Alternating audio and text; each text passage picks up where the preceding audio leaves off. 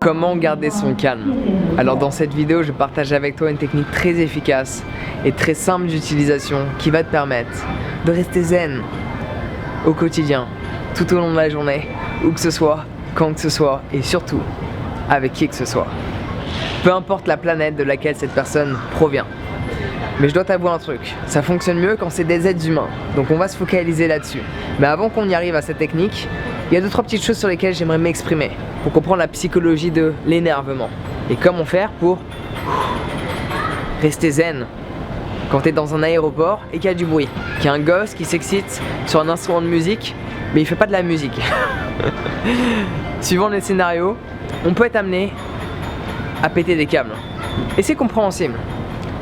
Mais il y a un point sur lequel j'aimerais m'attarder quelques instants. Quand tu t'énerves, c'est à cause de cette personne ou c'est à cause de toi? Quand tu t'énerves, c'est à cause de cette personne ou c'est parce que cet énervement était déjà présent en toi? Ça fait toute la différence. Alors j'avais partagé avec toi il y a quelques semaines de ça, je dirais, peut-être un peu plus longtemps. J'ai tendance à oublier le passé, donc je me souviens plus trop quand est-ce que j'ai fait la vidéo. Mais j'ai partagé cette histoire de l'orange. Quand tu presses une orange, qu'est-ce qu'il en sort? Sûrement pas du jus de mangue, sûrement pas du jus d'ananas, ça se saurait quand même. Peut-être chez toi il y a des variétés que je ne connais pas, mais personnellement chez moi, quand je presse une orange, c'est du jus d'orange. On va se mettre d'accord, ok? T'entends la musique derrière? Donc quand tu presses une orange, il y a du jus d'orange qui en sort. Donc quand tu es oppressé par les événements, quand il y a une personne qui t'énerve, au final, ce que tu dégages, ce que tu émets, ce que tu prononces, ta manière de réagir, ce que tu extériorises n'est qu'une réflexion de ce qui se passe au plus profond de toi-même. Ni plus ni moins. Quand tu prends conscience de cela, tu arrêtes automatiquement de donner la responsabilité de comment tu te sens à quelqu'un d'autre que toi-même. Tu sais que cette colère, elle est déjà en toi. Tu sais que cet énervement, il est déjà en toi pour différentes raisons. Peut-être que tu n'as pas accompli certaines choses que tu voulais vraiment accomplir dans ton existence de vie et ça crée une sorte de frustration et dès qu'une personne arrive et te parle d'un sujet qui peut être éventuellement relié, c'est le bouton qui déclenche la chose. Donc première chose selon moi qu'il faudrait réaliser, cet énervement, il est déjà présent en toi et cela n'est pas la faute de cette personne. Cela est ma faute si je m'énerve. Parce que c'est mon interprétation et c'est moi qui décide de réagir de cette manière. Alors si tu veux apprendre à contrôler tes émotions, j'ai fait une vidéo là-dessus. Comment contrôler ses émotions. Facile à trouver. Autre chose importante. La plupart du temps, c'est pas les mots que cette personne utilise qui nous énervent. C'est le ton de sa voix. Les études sont là pour l'attester. Il me semble que c'est des études canadiennes. Les Canadiens, ils aiment bien faire des études comme ça. Merci les Canadiens. Je sais que vous êtes de plus en plus à me regarder et à me soutenir, donc merci beaucoup. Merci les Canadiens. Donc, revenons à nos moutons, ok? Essaie de te souvenir la dernière fois que tu as eu une confrontation avec une personne. Certes, les mots que cette personne a utilisés ont pu te titiller intérieurement, mais c'est vraiment de te souvenir la manière que cette personne a eu de prononcer ces mots-là. Ça fait toute la différence. Donc la plupart des conflits n'ont pas lieu d'être, c'est juste notre propre interprétation par rapport au comportement que cette personne a eu. Autre chose, par rapport au comportement en fonction de notre environnement familial, de l'endroit où on a vécu, de notre culture, notre tradition, religion. La manière que l'on a de se comporter est complètement différente. Et on peut mal le percevoir. En ce moment où je fais cette vidéo, je suis à Hong Kong dans l'aéroport. Et les Hongkongois, on va les appeler comme ça, je sais pas s'ils s'appellent comme ça, les Hongkongois, ils adorent te coller derrière toi. Mais genre, tu sais, quand il y a la queue, il n'y a pas une distance de sécurité comme quand tu conduis où il y a tant de mètres. Non, ils se collent derrière toi et ça m'énerve un petit peu. Mais pour eux, c'est normal en fait d'être collé constamment. Parce que c'est pas la première fois qu'on me le fait, c'est pas la première fois que je viens à Hong Kong. Et donc je pense que ça fait partie de leur culture d'être collé. Pareil, en Inde, ils adorent faire du bruit. Leur notion de bruit est différente de la notion de bruit française. Donc ça peut nous énerver en tant que Français, admettons, pour cet exemple, et pas énerver une autre personne d'une autre culture, d'un autre pays, d'une autre nationalité, d'une autre tradition, d'une autre religion. Parce qu'elle va percevoir cette chose différemment, parce qu'elle a un vécu qui est différent de telle et telle personne. Donc quand une personne t'énerve, pour simplifier la chose, ça revient uniquement à toi. Parce qu'on va tous se comporter différemment, on va tous exprimer les choses différemment. Et tu prends deux personnes qui disent la même chose, avec même le même ton de la voix, juste leur comportement et leur expression faciale va être différente. Et l'énergie qu'elles dégagent va être différente. Par ce fait, tu vas interpréter la même chose d'une manière différente. Donc si tu décides d'être énervé, c'est uniquement par rapport à ta propre perception des choses et qu'il y avait un certain énervement intérieur. Et cette personne a appuyé sur le bouton pour faire en sorte que pouf, ça s'extériorise. Alors la technique que je t'avais dit que j'allais te partager qui est très utile, qui est juste magique. Si je te dis, quelle est cette personne, une personne, quelle est cette personne qui t'énerve le plus?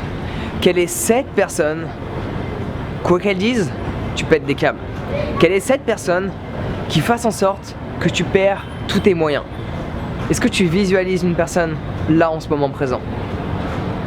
Ça peut être une personne de ta famille, ça peut être un de tes collègues au boulot, un de tes amis. Visualise une seule personne, la personne qui t'énerve le plus, enfin qui t'énerve. C'est toi qui décides de t'énerver, mais pour simplifier l'explication, on va dire la personne qui t'énerve. Mais n'oublie pas, tu es responsable de ton énervement, tu es responsable de ta condition intérieure. Mais pour revenir à nos moutons à nouveau, quelle est cette personne qui t'énerve le plus? Cette personne-là, au lieu de la voir comme étant la personne la plus chiante au monde, dès lors que tu vas la voir, dès lors que tu es confronté à ses propos, à son comportement, à sa manière d'être, sa manière d'agir, sa manière de s'exprimer avec toi, vois-la comme étant là, dans ton présent, dans ta réalité, pour t'apprendre à garder ton calme. Je sais que cette technique te paraît très simple, mais elle est très efficace. Vois cette personne comme étant là pour t'apprendre à rester zen. Vois cette personne comme étant un challenge, et ça fait toute la différence. Parce que dès lors que tu arriveras un tant soit peu à garder ton calme avec cette personne qui t'énerve le plus parce que tu l'aperçois comme étant un enseignant, comme étant là pour t'apprendre à rester zen, la plupart des gens que tu vas rencontrer par la suite, ça va être facile. Je peux t'assurer, personnellement, c'est ma maman. T'as pas entendu? Ça tombe bien. La personne qui m'énerve le plus, pour X raisons, je sais pas comment elle peut le faire, mais elle y arrive, ok? Mais je la vois comme étant un enseignant, comme étant une personne étant là, dans ma réalité, pour m'apprendre à garder mon calme face à qui que ce soit. Et ça fonctionne. Parce que je pratique à chaque fois que je la vois. Alors il y a une dernière petite chose sur laquelle j'aimerais m'exprimer. Réalise cela. Est-ce que tu penses vraiment que sur ton lit de mort, tu vas repenser à tous ces moments auxquels tu t'es énervé? Tous ces moments où tu as extériorisé ta haine? Absolument pas. Alors est-ce que cela en vaut la peine? Quoi que ce soit que tu fasses dans ta vie, si cela n'ajoute pas de la valeur à ton expérience de vie, ne le fais pas. Parce que cela bousille ton existence. Et cela est bien dommage. Donc si tu veux garder ton calme, réalise que tu es maître de ta condition intérieure et que ce que tu ressens ne dépend pas d'une autre personne que toi-même. Réalise que tous les conflits sont liés à une mauvaise interprétation de la situation, à notre propre perception de ce que l'on expérimente, notre propre perception de ce que l'on entend, de ce que l'on voit. Donc ça, tu peux le changer. Comme le disait Ben Howard, lend me your eyes, I can change what you see. Prête-moi tes yeux, je peux changer ce que tu vois. Et utilise cette technique. Tu peux le faire sur une personne, mais même sur plusieurs, si tu as plusieurs personnes qui t'énervent extrêmement, vois-les comme étant là pour t'apprendre quelque chose. T'apprendre à garder ton calme. Je sais que ça paraît bête comme technique, mais ça fonctionne pour moi. Et je pense que si tu utilises cette technique, si tu perçois cette personne non pas comme étant là pour te faire chier comme pas possible, mais comme étant là pour t'apprendre à garder ton calme face à qui que ce soit, où que ce soit, peu importe le scénario, peu importe l'heure, peu importe si t'as mangé, si t'as pas dormi, je peux t'assurer que ça change absolument toute une vie. Donc visualise cette personne, va la voir aujourd'hui et fais en sorte de garder ton calme. Voilà comme étant là, comme étant un enseignant. Voilà, on va s'arrêter là, on va pas faire plus compliqué. C'est très simple. Cette personne qui te prend la tête, c'est ton prof de vie, c'est ton coach de vie, pour garder ton calme, pour rester zen. Donc sur ce, prends soin de toi, passe une bonne journée et reste calme, ça vaut pas la peine de s'énerver. Absolument pas. Il n'y a pas une seule raison qui vaut la peine de s'énerver. Parce que quand tu t'énerves, ça n'arrange jamais le scénario. Ça fait que l'envenimer. Et ça, on veut pas. Donc reste calme, reste zen, peace, prends soin de toi bientôt. Et voilà, c'est tout. Passe une bonne journée.